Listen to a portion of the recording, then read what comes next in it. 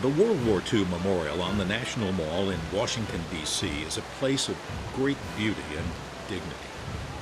It memorializes one of the darkest periods in the history of the world. From 1939 until 1945, as many as 85 million men, women, and children perished. That's 3% of the world's population at the time.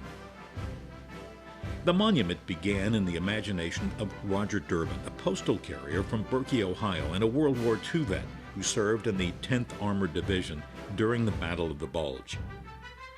In 1965, while visiting Europe, he was moved by a memorial he'd seen in Belgium honoring the role American troops played in winning the war. He wondered, why isn't there something like that in Washington?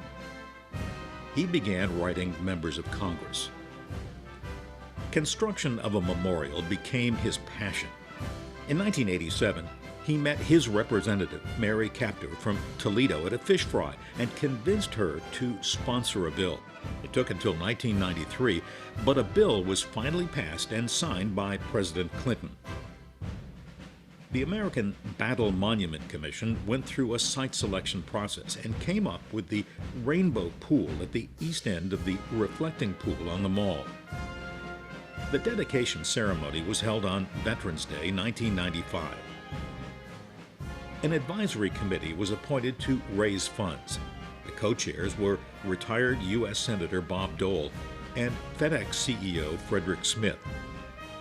The federal government contributed $16 million, with the balance coming from public and corporate donations. Altogether, it cost $197 million. Construction began in September 2001. Architect Friedrich St. Florian's classical design called for 56 granite pillars to surround a large fountain in the center of an oval plaza. They represent the 48 states and territories during the war. Two large triumphal arches anchor the memorial, representing the Atlantic and Pacific theaters. St. Florian also included a pair of whimsical engravings of Kilroy. Everywhere in the world that American troops went, someone would draw the ubiquitous Kilroy was here image. They're located behind the Pennsylvania and Delaware pillars. The monument was completed and opened to the public on April 29, 2004. Sadly, Roger Durbin had passed away in 2000 and never saw his vision come to life. Two other men also had a vision for the memorial. Jeff Miller from Hendersonville, North Carolina, and Earl Morris from Springfield, Ohio, co-founded the Honor Flight Network. Their mission was to take every World War II veteran to Washington to visit their memorial, as well as other sites. They've since included Korean and Vietnam War veterans. There's no cost to the veterans. The flights are paid for by donations.